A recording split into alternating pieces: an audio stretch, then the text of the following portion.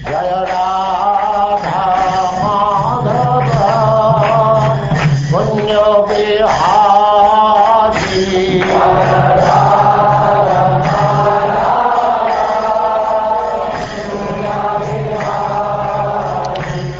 And now chapter 16, how Pariksit received the age of Kali.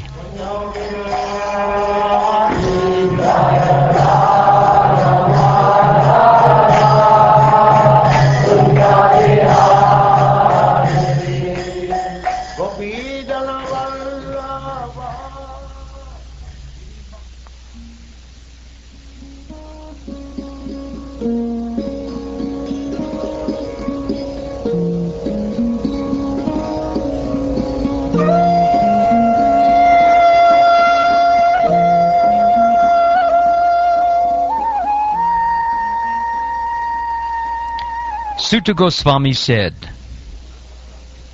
O learned Brahmins, Maharaj Pariksit then began to rule over the world as a great devotee of the Lord under the instructions of the best of the twice-born Brahmins.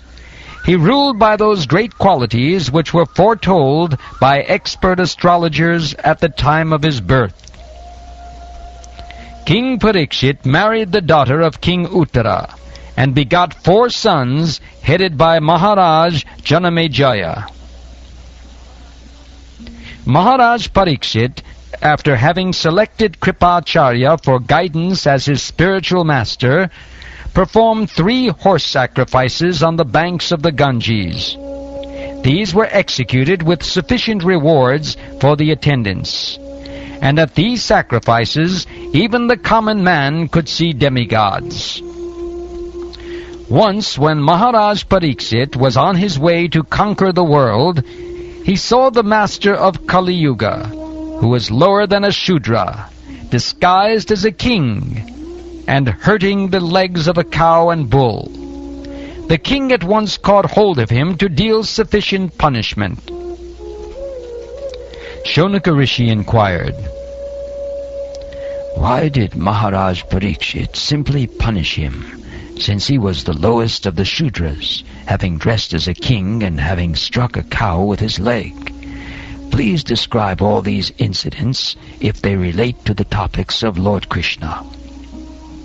The devotees of the Lord are accustomed to licking up the honey available from the lotus feet of the Lord.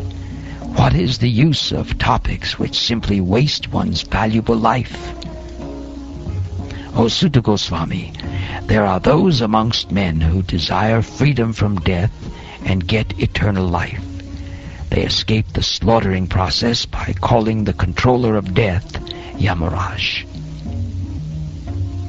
As long as Yamaraj, who causes everyone's death, is present here, no one shall meet with death. The great sages have invited the controller of death, Yamaraj, who is the representative of the Lord. Living beings who are under his grip should take advantage by hearing the deathless nectar in the form of this narration of the transcendental pastimes of the Lord. Lazy human beings with paltry intelligence and a short duration of life pass the night sleeping and the day performing activities that are for naught. Suta Goswami said, While Maharaj Pariksit was residing in the capital of the Kuru Empire, the symptoms of the age of Kali began to infiltrate within the jurisdiction of his state. When he learned about this, he did not think the matter very palatable. This did, however, give him a chance to fight. He took up his bow and arrows and prepared himself for military activities. Maharaj Pariksit sat on a chariot drawn by black horses. His flag was marked with the sign of a lion. Being so decorated and surrounded by charioteers, cavalry, elephants, and infantry soldiers, he left the capital to conquer in all directions. Maharaj Pariksit then conquered all parts of the earthly planet: Bhadrashva, Ketumala, Bharat, the northern Kuru, Kimpurusha, etc., and exacted tributes from their respective rulers. Wherever the king visited, he continuously heard the glories of his great forefathers, who were all devotees of the Lord, and also of the glorious acts of Lord Krishna. He also heard how he himself had been protected by the Lord from the powerful heat of the weapon of Ashvatthama. People also mentioned the great affection between the descendants of Vrishni and Pritha due to the latter's great devotion to Lord Keshava. The king, being very pleased with the singers of such glories, opened his eyes in great satisfaction. Out of magnanimity, he was pleased to award them very valuable necklaces and clothing. Maharaj Pariksit heard that out of his causeless mercy, Lord Krishna, or Vishnu, who is universally obeyed, rendered all kinds of service to the malleable sons of Pandu by accepting posts ranging from chariot driver to president to messenger, friend, night watchman, etc., according to the will of the Pandavas, obeying them like a servant and offering obeisances like one younger in years. When he heard this, Maharaj Pariksit became overwhelmed with devotion to the lotus feet of the Lord. Now you may hear from me of what happened while Maharaj Pariksit was passing his days hearing of the good occupations of his forefathers and being absorbed in thought of them. The personality of religious principles, Dharma, was wandering about in the form of a bull. And he met the personality of earth in the form of a cow, who appeared to grieve like a mother who had lost her child. She had tears in her eyes, and the beauty of her body was lost. Thus Dharma questioned the earth as follows. Dharma, in the form of a bull, asked, "Madam, are you not hale and hearty? Why are you covered with the shadow of grief? It appears by your face that you have become black. Are you suffering from some internal disease? Or are you thinking of some relative who is away in a distant place? I have lost my 3 legs and am now standing on one only. Are you lamenting for my state of existence? Or are you in great anxiety because henceforward the unlawful meat-eaters will exploit you? Or are you in a sorry plight because the demigods are now bereft of their share of sacrificial offerings, because no sacrifices are being performed at present? Or are you grieving for living beings because of their sufferings due to famine and drought?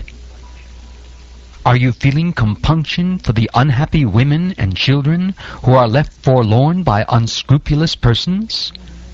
Or are you unhappy because the goddess of learning is being handled by Brahmins addicted to acts against the principles of religion? Or are you sorry to see that the Brahmins have taken shelter of administrative families that do not respect Brahminical culture? The so-called administrators are now bewildered by the influence of this age of Kali, and thus they have put all state affairs into disorder. Are you now lamenting this disorder? Now the general populace does not follow the rules and regulations for eating, sleeping, drinking, mating, etc., and they are inclined to perform such anywhere and everywhere. Are you unhappy because of this? O Mother Earth, the Supreme Personality of Godhead, Hari, incarnated himself as Lord Shri Krishna just to unload your heavy burden. All his activities here are transcendental, and they cement the path of liberation. You are now bereft of his presence. You are probably now thinking of those activities and feeling sorry in their absence. Mother, you are the reservoir of all riches. Please inform me of the root cause of your tribulations, by which you have been reduced to such a weak state. I think that the powerful influence of time, which conquers the most powerful, might have forcibly taken away all your fortune, which was adored even by the demigods.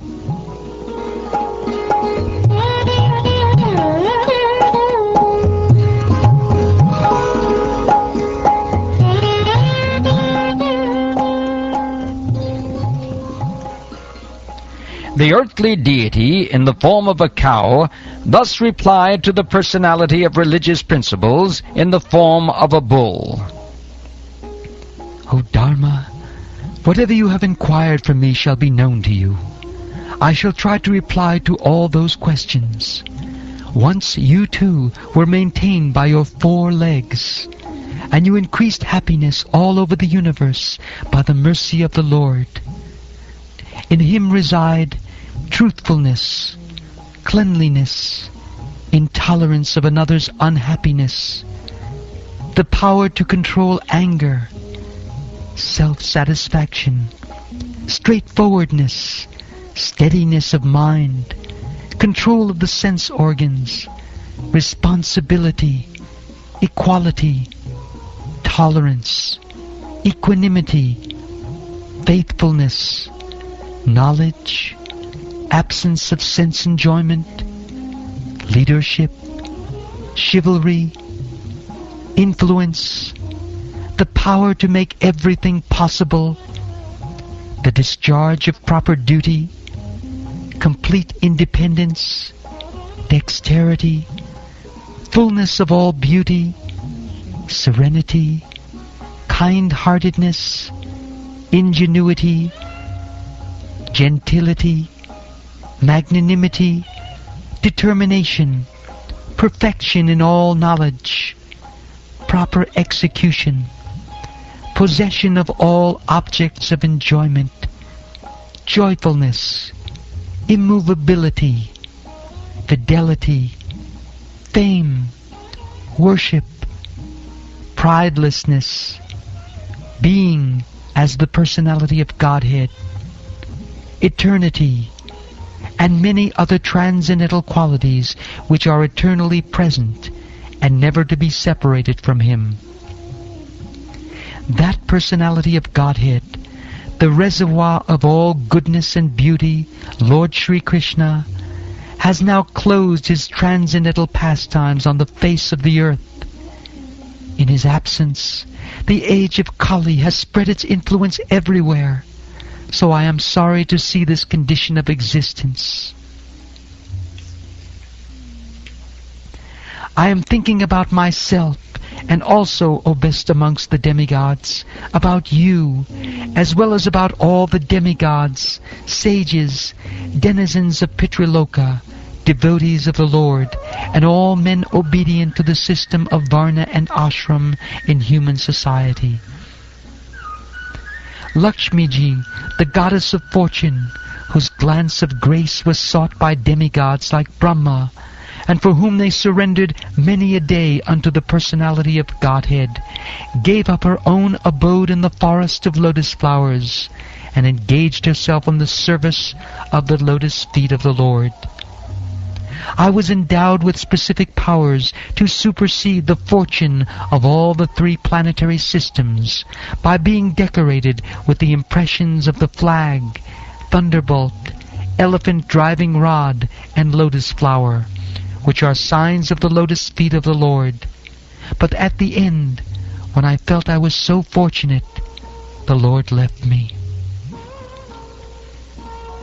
O personality of religion, I was greatly overburdened by the undue military phalanxes arranged by atheistic kings, and I was relieved by the grace of the personality of Godhead. Similarly, you are also in a distressed condition, weakened in your standing strength, and thus he also incarnated by his internal energy in the family of the Yadus to relieve you. Who therefore can tolerate the pangs of separation from that supreme personality of Godhead? He could conquer the gravity and passionate wrath of his sweethearts like Satyabhama by his sweet smile of love, pleasing glance, and hearty appeals. When he traversed the earth's surface, I would be immersed in the dust of his lotus feet, and thus would be sumptuously covered with grass, which appeared like hairs standing on me out of pleasure.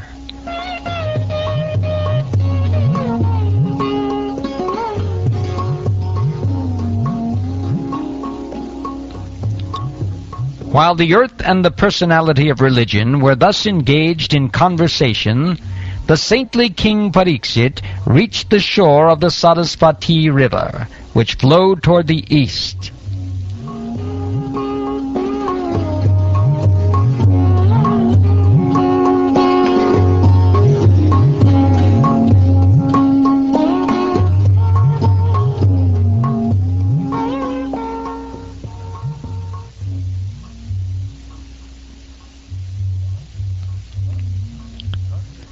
Thus ends the 16th chapter of the first canto of the Śrīmad-Bhāgavatam, entitled, How Pariksit Received the Age of Kali.